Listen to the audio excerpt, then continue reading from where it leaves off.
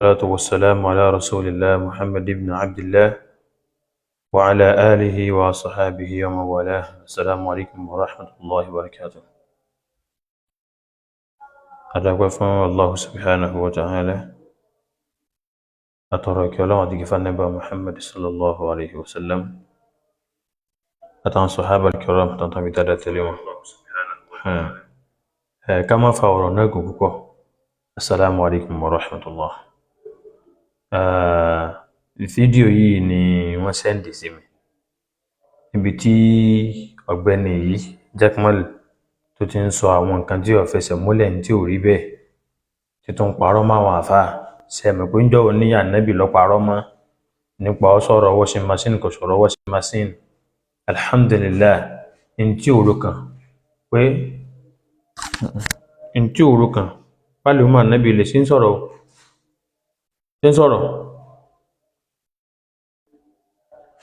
ntí òru kan pé òun ọba pàdé lọ́dọ̀ àlùmọ́ Ànábì náà ni kò sọ̀rọ̀ ọmọ Ànábì náà ni ó ń sọ̀rọ̀ kò sọ̀rọ̀ ọmọ Ànábì náà ni ó ń sọ̀rọ̀ kò sọ̀rọ̀ ọmọ Ànábì náà ni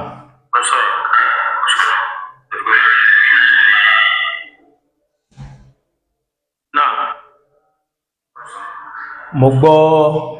fídíò náà nígbà tó parọ́ mọ́ súnà Ànábì tán àmàlùmọ́ Ànábì wọ́n jáde tí lọ́rùn kódà man la nakhaluhu yakhruj ẹn tààrùpó náà lè jáde wọ́n tún wá sẹ́ndì fídíò eléyìí náà sí mi. Mo wá rí pé eléyìí téèyàn bá ní kó wọ́n dákẹ́ torí ìfẹ́ mọ́ fún lésì mọ́ ẹni tí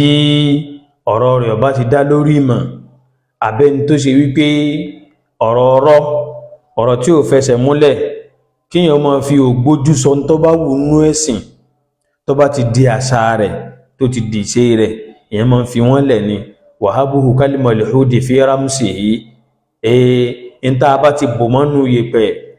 bí òkú ẹnìkejì tó ń lọ yẹ́yìn ẹ̀wò wípé ní sásọ rẹ̀ lọ́tí àbọ́mọ́ ọmọ pàtì síbi tó wà ní wọ́n kàn máa fàdúrà ránṣẹ́ sí ìntírù wọn wọ́ọ̀tì láwùjọ nù ní àbí ká fílẹ̀ fòkìlẹ̀ abúlùhùnmọ́ ti lè tẹni háṣòhù ká fílẹ̀ fáwọn àlùmọ́ àwọn tí wọ́n jẹ́ bloggers oríṣiríṣi ká máa bú pé àfáà wá ń tọ́sọ wọn ọ̀lọ́ àfáà wá ká máa bú lásọsọ. Èmi wá rí pé ní eléyìí yàtọ̀ torí wípé tí ò bá súnmọ́ ó jọra wọn wípé ṣé ọ̀gbẹ́ni yìí náà tún ti di agbódegbà fáwọn tí ò lẹ́sìn ni ẹ̀sẹ̀ yìí ò lé ní àbí àwọn kan bẹ tí ò lẹ́sìn lára rẹ̀ tí wọ́n sì ń bá wọn ṣe tí wọ́n tó ń ṣe wẹ̀jẹ̀wẹ̀ mú torí ètò tó ń gbajúmọ̀ lóde nínú ni ọmọ mùsùlùmí ọmọ àfáà àbí àfáà fúnra rẹ̀ kan tó náà ń pè rẹ̀ láàfáà ìjẹwẹ̀ mú ìwọléwọ̀de pẹ̀lú kèfèrí lókù tí wọ́n ń ṣe nísìnyí tí wọ́n rí pé àdúrà ń gbà nínú ayé àwọn wọ́n rí báwọn nítẹ̀síwájú wọ́n rí báwọn jí èèyàn ìtókù ọjà tátún ná lọ́wọ́lọ́wọ́ nà àfikọ́ lọ́wọ́ sáà náà ló mà nẹ́bì lára wọn àìmọ́tul mudillun àwọn tán ń pera wọn ló ní mímọ̀ àmọ́ asọ́nù ni wọ́n asọ èèyàn nù ni wọ́n. ẹgbọ́n tí Jaqmal wí ká mọ̀ fèsì sílẹ̀ kọ̀ọ̀kan.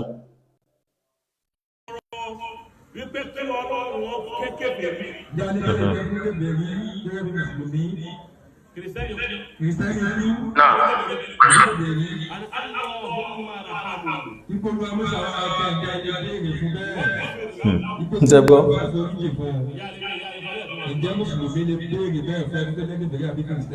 ṣẹgbọ́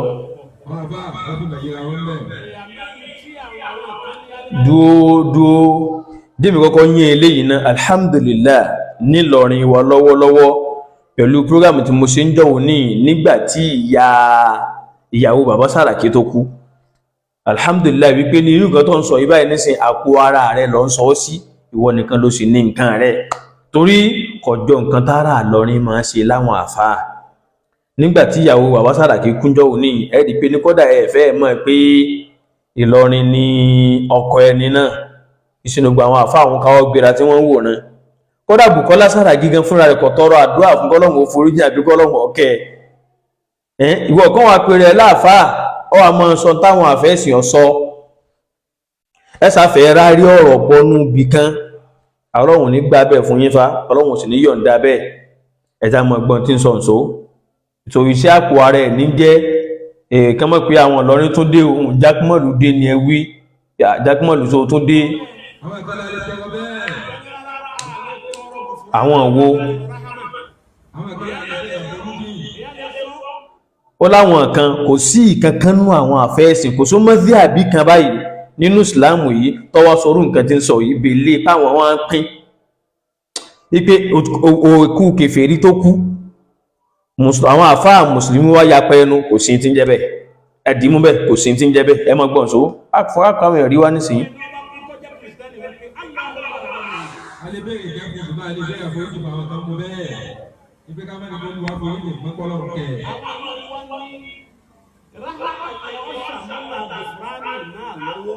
wọ́n ní ìjẹ́ ó ti kú àforíjì náà sínú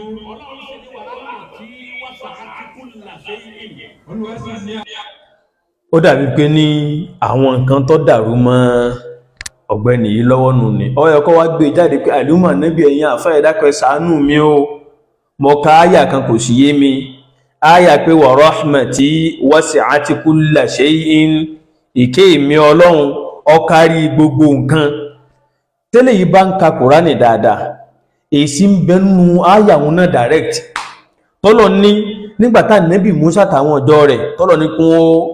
kún wá sí ìjọsìn fún Ọlọ́run nígbàtí Musa wá tọ́ padà pẹ̀lú àwọn ọjọ́ rẹ̀ lọ́pọ̀ àwọn 40 nú àwọn ọjọ́ rẹ̀ ẹjọ́ gùnkè ẹwà tọrọ àforíjìn Ọlọ́run wá ní kó kí omi mọ́ wọn lẹ́sẹ̀ Musa wá ń bẹ Ọlọ́run kẹwàá ṣàánú wa Ọlọ́run ní torí kí èmi Ọlọ́run ó síwájú ìbínú èmi Ọlọ́run mọ̀gbọ́ ọwá ní wásà àkìtúbù ha èmi Ọlọ́run yóò kọ́ Allahu Akbar ìkẹ́tọ̀ fẹ́ tún nìṣẹ́ Ọlọ́run láwọn olùwọ́ kọ fún Ọlọ́run ní wásà àkìtúbù ha èmi Ọlọ́run ọkọ̀ ìkẹ́ náà lilladhina fáwọn tó ṣe wípé ní yattabi'una ar-rasula an-nabiyyal ummi òdísí Ọlọ́run ànábì àwọn tó ṣe pé ní ìjọpọ̀ mọ́kọ̀kọ̀ mọ́kà ní èyí wà nábì Muhammad Ọlọ́run láwọn ọjọ́ rẹ̀ ànábì nílò wọn ọkọ̀ fún ẹgbọ́ ànábì wa ní kí ni o ànábì wa lò wọn ọkọ̀ fún kìí ṣe bó ṣe wá pín káàkiri ìfún tàbá tó wọ́n fẹ́ sọ pé ní ọ̀dà ká mọ́ sọ pé ní ká ṣe ìtìbáàrù náà pẹ̀lú òmùmù láfúzì á sọ fún ọ wípé ní kẹ́límọ̀ pé tọ̀ ká ní pé áyà wọn lè kó gbogbo nǹkan sínú ká mọ̀ sọ pé torí tọ́lọ̀ fi sọ kalẹ̀ nìkan àwa ni àtọ́bá wa rí bẹ́ẹ̀ wa rahmati wasi'at kulla shay'in ní ìké mi Ọlọ́run ó kárí gbogbo nǹkan níbòmínà rabbana wasi'ta kulla shay'in rahmatan wa ilman Ọlọ́run ó kárí gbogbo nǹkan ní kí àti ní mímọ̀ láyé bí iná ní kí Ọlọ́run ọmọ kan kèfèrí lásìmọ̀ tó kẹ́límà ar-Rahman ọba àjọkẹ́ ayé gẹ́gẹ́ báwọn àfáà ti tú báwọn àgbàlagbà tá a bá ń lẹ̀ wáyìí bí wọ́n ti tú nù ní àmì tí wọ́n tú sí ò lè rẹ́nìkan tí ń bọ́ túrú bẹ́ẹ̀ ó tún wá ní pé wa rahmati sabaqat ghadabi torí pé tọ́ ọba ní pé kèé sayé nìkan lọ́mọ tọ́ ọba tún ní ọ̀ tí ó sọ fún ayé Ọlọ́run wá pa àwọn ọjọ́ ọ̀kan rẹ nínú ayé ń bì tó bá ṣe pé wa rahmati wasi'at kulla shay'in èyí ṣe tọ́lọ̀ ń pa àwọn èèyàn rẹ pé ètò ti dálìkì àmọ́ wọn tí kú ayé ni wọ́n wà tọ́lọ̀ ti pa wọ́n rẹ fa nígbà kèfèrí wọn ní agbára tọ́lọ̀ mọ̀ ìpín tán bá pé láyé jù bẹ́ẹ̀ lọ wọn ò ní jẹ́ mùsùlùmí wọn nígbà wọn lọ́wọ́ bá gbọ́ ká má wàá sọ àwọn tó ṣe wípé ní wọ́n tún wá kú sínú rẹ̀ gangan kì í ṣe pé ìyà Ọlọ́run ló pa wọ́n fa wọ́n kú sínú ẹ̀ ni sọyá rahmati wasi'at kulla shay'in tó fẹ́ fi tú ní bó ló ṣe tú eléyìí náà ìjọ ànẹ́bì Sọ́líhù ìjọ ànẹ́bì Húdù ìjọ ànẹ́bì Lútù ìjọ ànẹ́bì Núhù gbogbo àwọn ànẹ́bì wọ̀nyí tààkà wọ́n yìí gbogbo ọ̀pọ̀lọpọ̀ àwọn ọjọ́ wọ́n ṣe kí ni wọ́n lọ wíyìn tó fẹ́ wíta kí n lọ bí tí ń lọ kíákíá torí àkókò ìfẹ́ gbogbo jù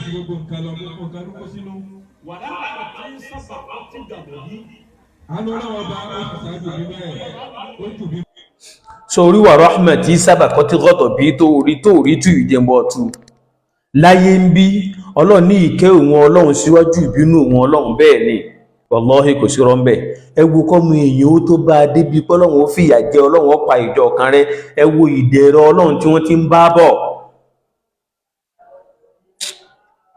Ẹ wo ìdẹ̀rọ Ọlọ́run tí wọ́n ti máa lò bọ̀ wá. Ẹ wo àánú tọ́lọ́run ó ti máa kọ mọ́ wọn bọ̀. Ẹ wo oríṣiríṣi oore tọ́lọ́run ó ṣe fún wọn tí wọ́n ti ń lò bọ̀ wá. Ṣé àlàáfíà ní ká sọ ni? Ṣé tìṣẹ̀mí ní ká sọ ni? Ṣé tìjẹ ẹ̀mú tọ́lọ́run ṣe rọrùn fún wọn? Tá a bá tún wọ́n sọ pé lálìkì àmọ́lá tún rí fáàsì, á wà sọ fún ọ wípé ní ẹnu mọ́ sùúrù tọ́lọ́run bá ṣe fún gbogbo ayé lápapọ̀ tó wá ní ẹ máa ṣe ìṣirò iṣẹ́ kó tó di pé àwọn fìyà jẹ yín nínú rahma Ọlọ́run tó síwájú ìbínú ẹ̀ náà nù ni. Torí pé ní kálukàn dé yá ẹ̀yẹ mọ́lé ní ẹmọ wọnú lọ àlìdẹ́nà ẹmọ wàlìdẹ́nà lọ kọ̀sẹ́ tí ó bí Ọlọ́run ọba wa. Àmọ́ tún ní kálukú tó máa sọ̀rọ̀ ẹ̀yà wa sọ ẹ̀yà wa ṣe ìṣirò rẹ̀ ibi tá ti máa mọ̀ nìyẹn. Ọ̀yà.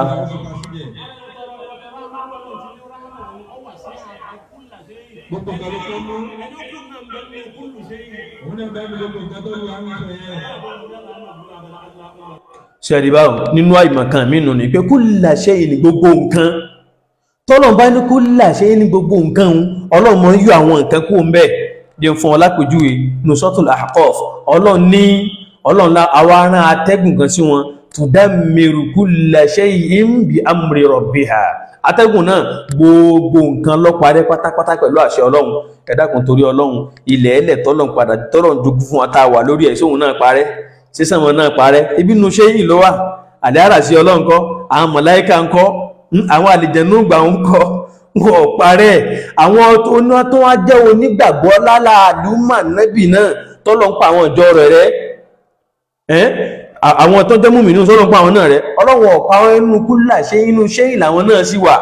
Ìdán tá bá rí kulla shay'in ọ padà sí wípé ní kí làgbọ́ yí ẹ̀ ní mo sọ lẹ́ẹ̀kan pé ní ọyọ̀kọ́ jáde pé àlùmọ̀ níbi ẹ ṣàánú mi o ẹ̀dá kòkè ní ìdàrú wọn ò ní tú àbí àfà ọdún padà àmọ́ fàárí ò ní jẹ́ wọ́n ti ń pè yín náà ní ṣe azadu àbíkí lẹ́ ń pè azadu lùwá ìzínà ọlọ́kọ́ ṣàánú wa ọyá.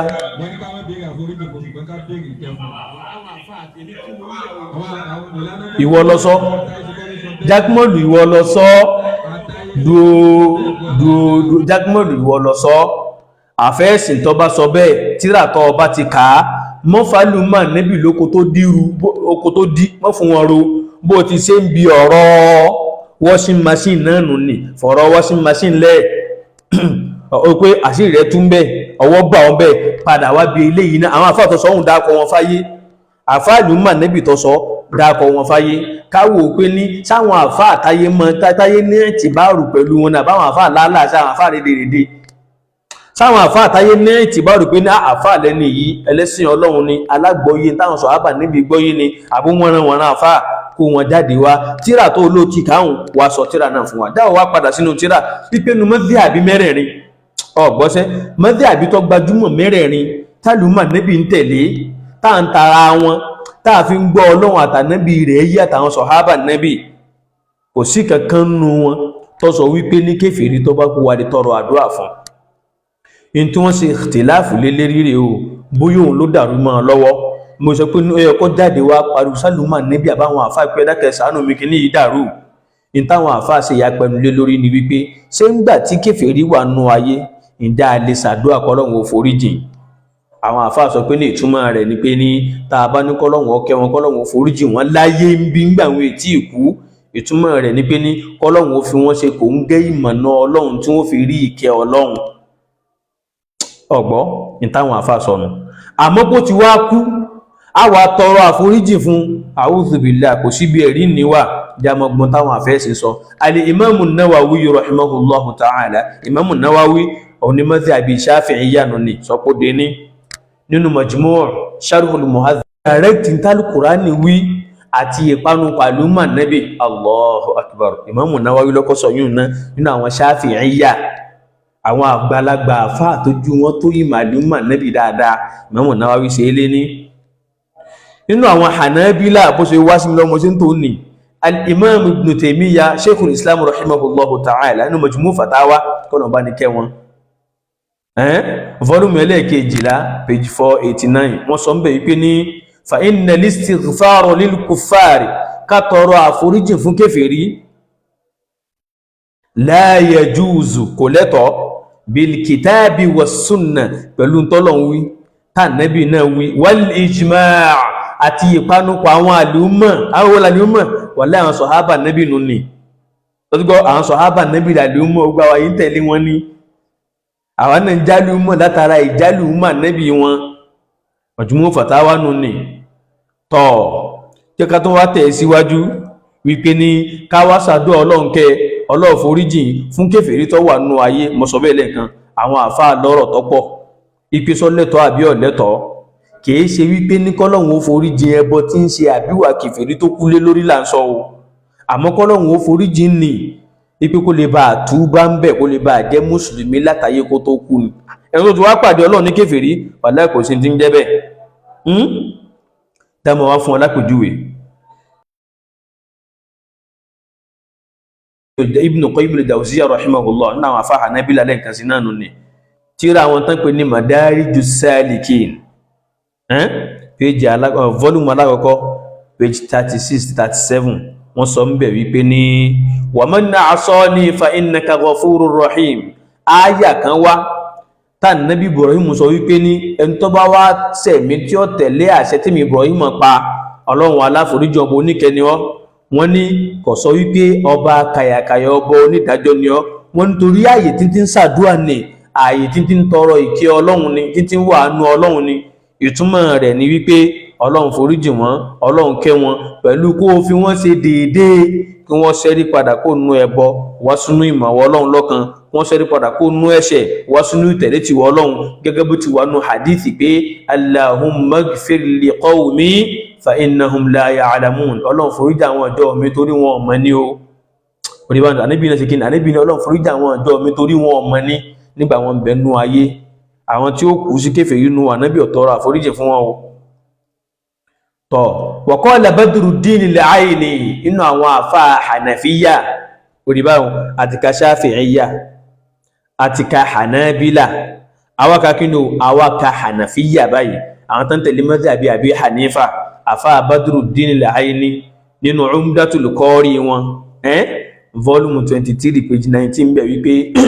àdísítà Nábì sọ pé Allahumma ighfir li qawmi Ọlọ́run foríjì àwọn ọjọ́ mi ma'anahu ìtumọ̀ rẹ̀ ni pé ihdihim ila al-Islam Ọlọ́run fi wọ́n mọ̀nà Ọlọ́run fi wọ́n mọ̀ ìsìláàmù tí wọ́n mọ̀ ìsìláàmù ni èyí tó ṣe pé látara gbígba ìsìláàmù yìí òun náà ni àforíjì ó fi lálàáfíà fún wọn tí èjẹ́ tí wọ́n li anna dhanbal kufri la yughfaru torí pé ẹ̀ṣẹ̀ pé yẹn jẹ́ kéfèrí pẹ̀lú Ọlọ́run foríjì aya direct ni inna Allaha la yaghfiru an yushraka bihi wa yaghfiru ma duna dhalika liman yasha ẹ̀ká rẹ̀ lè yí kakùnrà ní báyìí aw yakunu al-ma'na àbíká nítumọ̀ hadith yìí lẹ́ẹ̀kan sí ni pé ní ighfir lahum in aslamu Ọlọ́run foríjì wọn tí wọ́n bá gba ìsìláàmù ogun tàbí nǹkan nínú ayé Al-Hafiz Ibn Hajar rahimahullahu ta'ala àwọn náà ní táwọn náà sọ wípé ní tí kèfèrí bá sì wà nínú ayé tí ètí ìkú alìbẹ̀lọ́n kọ́lọ́wọ́ foríjì kọ́lọ́wọ́ ọkẹ́ ìtumọ̀ ẹ̀ ní kí ni kọ́lọ́wọ́ fi ìmọ̀nà sí ìsìláàmù kìí ṣe tó bá kú tán wa qala al-Qurtubi rahimahullahu ta'ala Imam Qurtubi èèwò mo fi Málíkíyà sọ́wọ́ gbẹ̀yìn nítorí tọ́pọ̀lọpọ̀ àwọn èèyàn máa pariwo ńlẹ̀ wà wọ́n náà tá ń tẹ̀lé mọ́tí àbí Imam Málíkì rè àgbogbo wa Málíkíyà ńlẹ̀ wa ń bí àfáà wa Qurtubi rahimahullahu ta'ala nù tafsiri wọn tán pé ní al-Jami'u li ahkamil Qur'an volume ẹlẹ́ẹ̀kẹjọ page 274 wọ́n sọ ń bẹ̀ wípé ní wa qad qala kathirun minal ulama ọ̀pọ̀lọpọ̀ àwọn onímímọ̀ ni wọ́n sọ pé la ba'sa an yad'u ar-rajulu li abawayhi al-kafirayni wọ́n mọ̀ ní kò burú ipé kí mùsùlùmí èèyàn mùsùlùmí kó tọrọ àdúrà fún òbí rẹ̀ méjèèjì tí wọ́n jẹ́ kèfèrí wa yastaghfiru lahuma kó sì máa tọrọ àforíjì fún wọn ma dama hayyayni lópin ìgbà táwọn méjèèjì bá sì wà láyé tí wọ́n ń ṣẹ̀mí fa'amma man mata àmẹ́ni tó bá kú ní kèfèrí ìsẹ́mẹ́ mọ́mù kí ní sọ́rọ̀ mọ́mù Qurtubi nínú àwọn Málíkíyà ó ní pé fa'amma man mata àmẹ́ni tó bá wá kú faqad inqata'a anhu ar-raja ìran kan pé Ọlọ́run ọba lè kẹun ìran kan pé ó lè di mùsùlùmí ó ti lọ́nu sọ pé ó ti lọ lè lọ fala yud'a lahu a kìí ṣàdúà fún ọgbọ́ fala yud'a lahu a kìí ṣe kí ni o a kìí ṣàdúà fún tó bá rí báyìí gbogbo àwọn tán ń bẹ lábẹ́ ìntàwọn eléyìí wí wọ́n ọ̀rọ̀ yìí mùsùlùmí tó bá lẹ́sìn Ọlọ́run ọba ṣe àfà mọ́ fi ìwà kúfúrù mọ́ fi họmú wò mọ́ fi irun mú wò gan pẹ̀lú mọ́ fi họmú bí a forí ọká họmú ni mọ́ sì fi irun mú wò torí pé ìwọ rẹ̀ ordinary pé gbóòrùn rẹ̀ lásán mọ́ bá tèèyàn jẹ́ ni Ọlọ́run wa man yakfur bil iman ẹni tó bá ṣe kèfèrí mọ́ nígbàgbọ́ faqad habita amaluhu iṣẹ́ rẹ̀ bàjẹ́ nù wa huwa fil akhirati minal khasirin inú ẹni òfò ní ọwà ìwọ náà wo ẹni tó ṣe kèfèrí papọ̀ mọ́ nígbàgbọ́ kìí ṣe tí ọ̀tí ẹ̀ ní ìgbàgbọ́ rárá o